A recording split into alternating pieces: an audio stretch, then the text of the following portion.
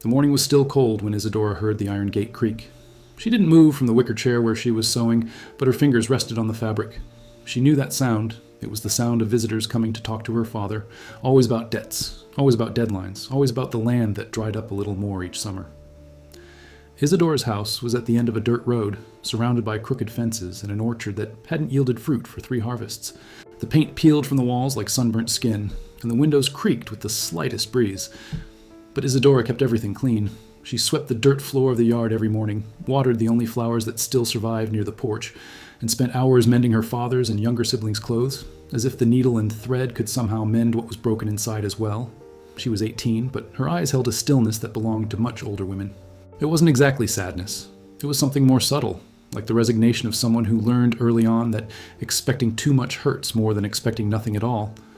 Her father appeared in the kitchen doorway, wiping his hands on the grimy cloth he always carried on his shoulder. He didn't look at her. It had been a long time since I had really looked at her. "Come here, Isadora." She set her sewing on her lap and stood up. The wooden floor groaned beneath her bare feet.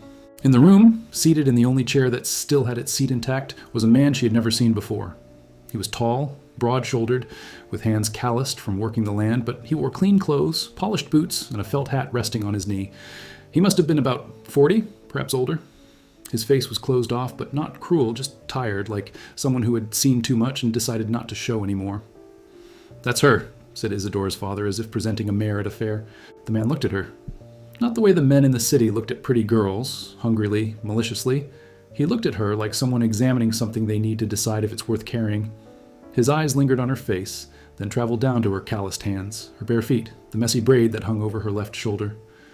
Isadora didn't lower her eyes. She didn't know why, but something inside her refused to. "Does she know how to cook?" the man asked. "She knows everything. She cooks, does the laundry, sews, tends the garden. She's strong. She never complains." "And is she a virgin?" The question landed in the room like a stone into a well. Isadora felt her face flush, but she didn't look away. Her father coughed and scratched the back of his neck. "Yes, sir, you can be sure of that. I never let her go out alone. I never let any boy get close." The man nodded slowly. Then he stood up, put his hat on his head, and walked to the window. He stood there for a long time, looking out at the dry pasture and the fallen fences. "You said you need a horse," he said without turning around. "Yes, sir, I need it. Mine died last month. Without a horse, I have no way to transport the produce to the city. Without transporting it to the city, I have no way to pay what I owe. I have a spare horse, bay, strong, 6 years old. It'll serve your needs well." Isadora's father stepped forward, his hands opening in an almost pleading gesture. "And what do you want in return?" The man finally turned around. He looked at Isadora again, this time for longer. She. The silence that followed was so heavy that Isadora could hear it ringing in her ears. She looked at her father, waiting. Waiting for what? For him to be indignant? To defend his daughter? To say that she wasn't a commodity? But the father just scratched his chin, lost in thought. "What do you want her for?" "I need someone to take care of the house. My mother died last year and the farm is neglected." "I need a wife." "Wife?" "I'm going to marry her. Properly, in church. She'll have my name and my protection. I won't mistreat her." Isadora's father let out a long sigh, and Isadora saw something in his eyes that sent a chill down her spine. Relief. He was relieved. "And when do you want to take her?" "Tomorrow. I'll bring the horse in the morning and take her in the afternoon." Isadora opened her mouth to speak, but no sound came out. It was as if the words had forgotten their way to her throat. She looked at her father, at the man, at her own hands, and realized that no one there expected her to say anything. The conversation was over. The deal was already done. That night, lying on the thin mat she shared with her younger sisters, Isadora stared at the thatched roof. The girls slept, their warm bodies pressed against hers, and she lay there, motionless, feeling the weight of what was to come like a stone on her chest. She didn't cry.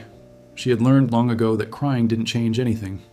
She thought of her mother, who had died when she was 12, leaving her with 5 younger siblings and a father who never knew what to do with so many children. She thought of the nights she woke before sunrise to light the fire, prepare coffee, and make porridge for the little ones. She thought of the times she went without food so that her siblings would have enough. She thought of the young women in the city with their pretty dresses and leather shoes who passed her at the market as if she were invisible, or worse, as if she were something that didn't deserve to be seen. And she thought of the man in the felt hat who had looked at her with those tired eyes and decided she was worth a horse. Was this how things worked? Was this what she deserved? She turned to her side and closed her eyes, but sleep wouldn't come. The farmer's name was Benedito. Isadora only discovered this the next day, when he arrived riding a black horse and leading the bay horse by the reins. He handed the animal over to her father, who examined it more carefully than he had examined his own daughter, and then turned to Isadora. "Did you get your things?" She nodded, showing the small bundle she was carrying, 2 changes of clothes, a wooden comb that had belonged to her mother, and a piece of blue ribbon that one of her sisters had given her as a gift years before. "Then let's go." Isadora looked back one last time. Her sisters were on the balcony, their little faces pressed against the wooden railing. The youngest, Rosina, was crying softly. Her brothers were nowhere to be found. They had probably gone to the river, fleeing the moment they didn't want to see. The father was busy tying the new horse to the post. He didn't look up when she passed by. The journey to Benedito's farm took almost 3 hours. He had brought an old mule for her to ride, and they proceeded in silence along the dusty road, he in front, she behind, as if it were already a natural order of things. The farm was large, much larger than Isadora had expected. It had a brick house with a wide veranda, a corral full of cattle, an orchard that looked well tended, and a vegetable garden that stretched as far as the eye could see. There were employees working in the fields, and a black woman with gray hair appeared in the kitchen doorway when they arrived. "This is Donana," said Benedito, dismounting. "She takes care of the kitchen. She'll teach you how things work here." Donana looked at Isadora with an expression she couldn't decipher. It wasn't hostility, but it wasn't welcoming either. It was more like pity. "Come in, girl. I'll show you your room." The room was at the back of the house, small but clean, with a real bed. The first one Isadora would ever have all to herself. There was a dark wood wardrobe and a window overlooking the orchard. "The boss sleeps in the front room," Donana said, without looking at her. "He'll call you whenever he wants." Isadora swallowed hard. "When is the wedding going to be?" "Next Sunday. The priest is coming here to the farm." Donana stopped at the door, her hand on the doorframe. "You're young. How old are you?" 18, the old woman sighed. 18? Jesus! And he went out, closing the door behind him. The following days were strange. Isadora woke up early, as she always did, and helped Donana in the kitchen. She learned where everything was, how Benedito liked his coffee, what kind of bread he preferred for breakfast. She swept the house, did laundry, watered the garden. She did everything silently, with the same efficiency she had always shown at home. But Benedito hardly ever spoke to her.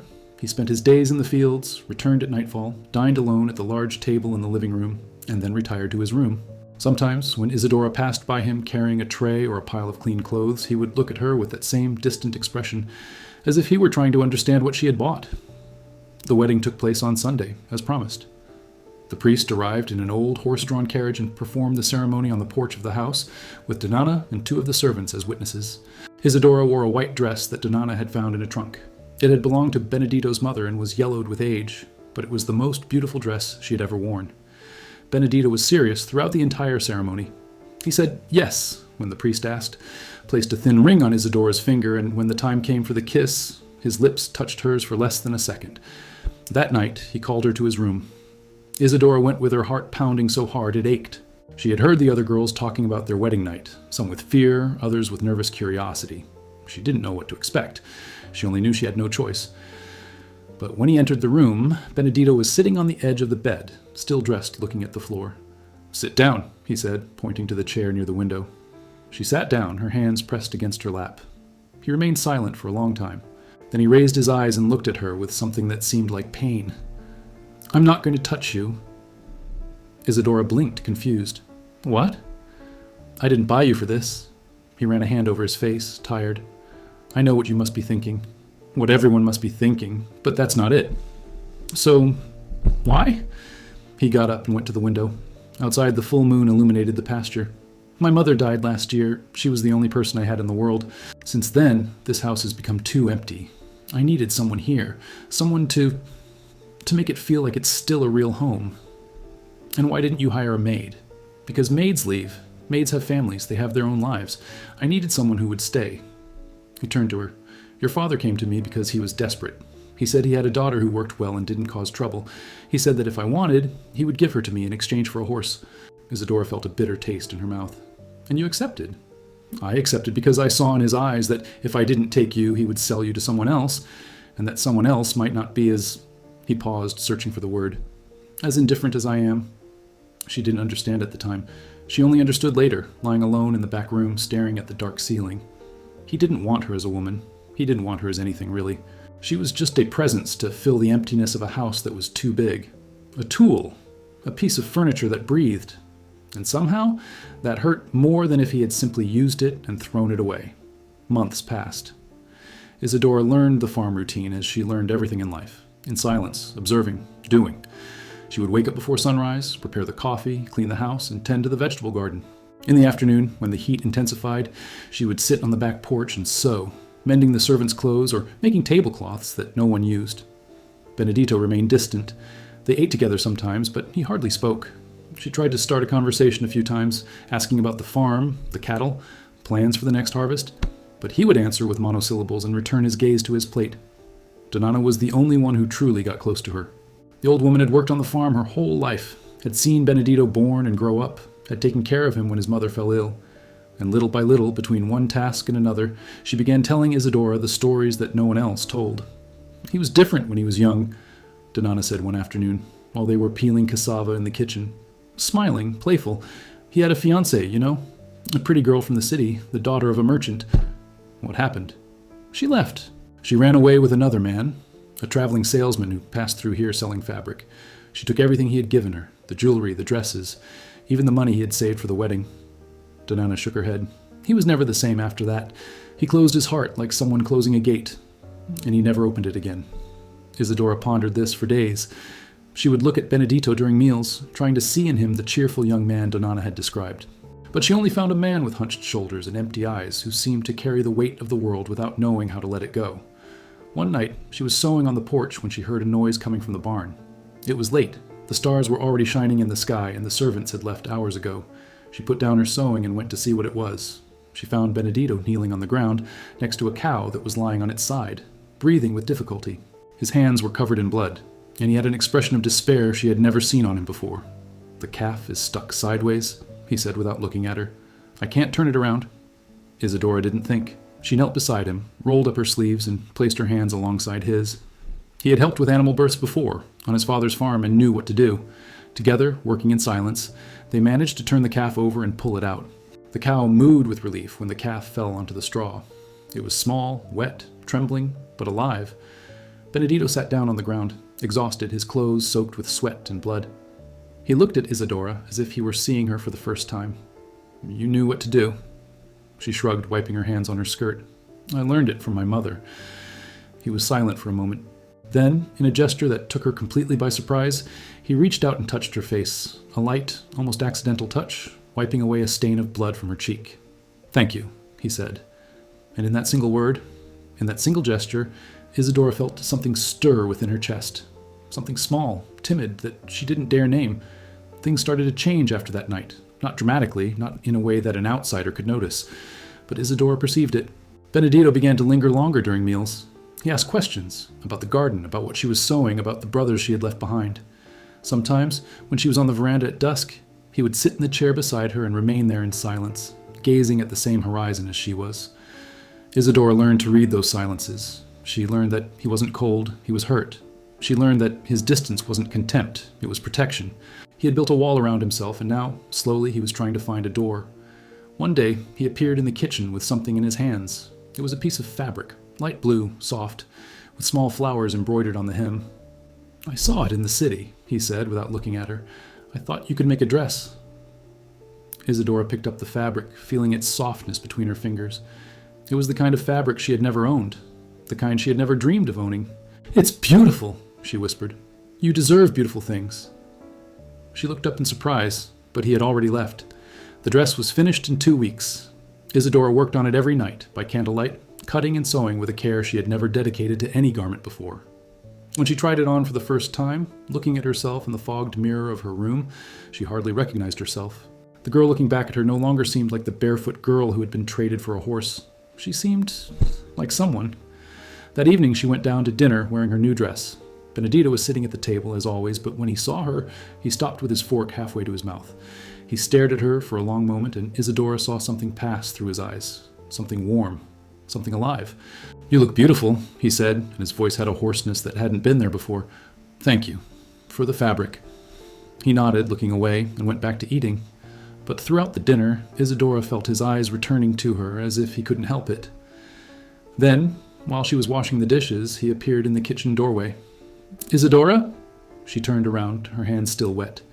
I wanted to apologize. For what reason? For everything. For taking you away from your family. For bringing you here without asking you anything. For treating you like you were... He stopped, swallowing hard. I'm not a good man, but I didn't want to be the kind of man who hurts you. Isadora dried her hands on her apron and approached him. She was close enough to feel the warmth of his body, to see the lines around his eyes. You didn't hurt me, she said softly, but I also didn't treat you the way you deserve. And how do I deserve to be treated? He looked into her eyes, and for the first time since they had known each other, Isadora saw something beyond pain and distance. She saw desire, she saw fear, she saw a question he didn't know how to ask. Like someone who is worth more than a horse, he said.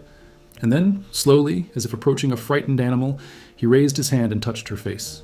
This time it wasn't to wipe away a stain. It was just to touch, to feel. Isadora closed her eyes. May I? He asked, his voice only a whisper. She didn't answer with words. She simply tilted her face toward him, and when their lips met, it was as if something that had been locked away for a long time finally opened. The kiss was soft, hesitant, full of questions. And when they parted, Benedito rested his forehead against hers and sighed. I don't know how to do this, he said. I don't know how to love anyone anymore. So we learned together. He smiled. It was the first time she had seen him truly smile, and that smile transformed his face, made him look younger, more alive. Together, he repeated as if savoring the word. And there, in the dark kitchen of a farm at the end of the world, two broken people slowly began to put themselves back together. The following months were filled with discovery. Isadora discovered that Benedito liked to read, but was ashamed to admit it because he thought it was something for refined people. She discovered that he had a beautiful, deep, and warm laugh that appeared when least expected. She discovered that he knew the names of all the stars in the sky and liked to sit on the balcony after dinner, pointing at them and telling stories that his mother had taught him when he was little. And Benedito discovered Isadora. He discovered that she sang softly while she worked, songs that her mother had sung before she died. He discovered that she had a terrible fear of snakes, but faced anything else without hesitation. He discovered that she drew flowers in the margins of her notebooks, and that she dreamed of having a house full of books, even though she couldn't read properly. I can teach you, he said one night when she confessed this. Teach what? Reading. Writing. Isadora looked at him incredulous. Would you do that? I would do anything for you. And he did. Every night, after dinner, they would sit at the living room table with an old primer that had belonged to his mother, and he would teach her letter by letter, word by word. Isadora was a dedicated student, and within a few months, she could already read entire sentences on her own. The first complete sentence she read was on a yellowed page of the book, Love is patient, love is kind. She looked at Benedito, who was sitting next to her, and smiled. Is that true? What? Love is patient. He thought for a moment. I think love is what we decide to do, not what we feel. I can feel angry at you and still choose to treat you with kindness. That's love. And you choose this every morning when I wake up, and every night before I go to sleep. She rested her head on his shoulder, and they stayed like that for a long time in silence, feeling each other's pleasant weight. The first time they slept together, it wasn't an explosion of passion. It was on a cold June night when Isadora was shivering in the back room, and Benedito appeared at the door with an extra blanket. He covered her, and as he was about to leave, she held his hand. Stay, she said. And he stayed. They lay side by side, fully clothed, listening to the rain falling on the roof, and sometime in the early morning, without either of them planning it, their bodies met. It was awkward and shy and full of pauses to ask, Are you okay? And can I continue? But it was real. And when it was over, Isadora cried for the first time since she had arrived at the farm. Did I hurt you? Asked Benedito, startled. No. She wiped away her tears, smiling. It's just that I never thought anyone would truly want me. I thought I'd spend my whole life being used, traded, sold. He pulled her close, hugging her tightly. You are not something that can be bought. You are a person, the most extraordinary person I have ever met. You only say that because you don't know many people? I say this because it's true. They laughed together, and the laughter mingled with the tears, and somehow it was more intimate than anything else. When their first child was born, a strong boy who cried as soon as he saw the sunlight, Benedito wept. Isadora had never seen him cry, not even when he spoke of his dead mother or the fiancé who had abandoned him. But at that moment, holding his son in his arms, tears streamed down his sun-weathered face and fell upon the baby's small head like a blessing. He's perfect, he said, his voice breaking. It's yours. It's ours. They named the boy Pedro in honor of Benedito's grandfather, the man who had built the farm with his own hands. And when Isadora looked at her husband holding their son, she saw something that made her understand that everything, the pain, the humiliation, the fear, had been worth it. 2 years later, a girl was born. Clara, with eyes as big as her mother's and an easy laugh like her father's, and the house, which had once been too empty, filled with noise, movement, and life. Isadora would send letters to her siblings. Now that she knew how to write, she insisted on doing so. She would tell them about the farm, about her children, about Benedito. And once a year, when the harvest was good, Benedito would saddle his horse and they would travel together to her father's house, bringing gifts and news. The father had aged considerably. The farm remained dilapidated, and the younger siblings had grown thin and resentful. When they saw Isadora, well-dressed, well-fed, with one child in her arms and another on the way, they looked at her with a mixture of astonishment and envy. "You got lucky," the father once said, chewing tobacco on the porch. Isadora looked at him for a long moment. She thought of everything she could say, that it wasn't luck, that it was survival, that she had turned a sentence into a blessing with the sweat of her own brow, but she said none of that. "Yes, I did," she replied simply, because some truths don't need to be spoken aloud. They reveal themselves in the way someone walks, in the sparkle in their eyes, in the quietness of someone who has finally found their place in the world. The years passed as they all do, some quickly, some slowly, most simply ordinary. Pedro grew up to be a serious boy who enjoyed tending to the cattle more than anything else. Clara became a cheerful young woman who inherited her mother's talent for sewing and her father's love of books. And other children came along, 2 boys and another girl, until the house became too small and Benedito had to build a new room in the back. Donana died one winter afternoon, as quietly as she had lived, and Isadora wept as if she had lost a second mother. It was she who prepared the body for burial, who sewed the white shroud, who prayed beside the coffin all night. "She liked you," Benedito said, embracing her. "She said you were the best thing that had ever happened to this house." "I liked her too." "I know." And the morning passed, as all morning passes, leaving only a gentle longing that appeared sometimes without warning, when the smell of fresh coffee brought back memories of mornings in the kitchen, or when a distant laugh sounded too much like hers. Benedito began to go gray after 50. His body, which had always been strong, began to complain about the cold mornings and long days. But he never stopped working, never stopped waking up before sunrise and going to the fields, as he had done his whole life. "You should rest more," Isadora said.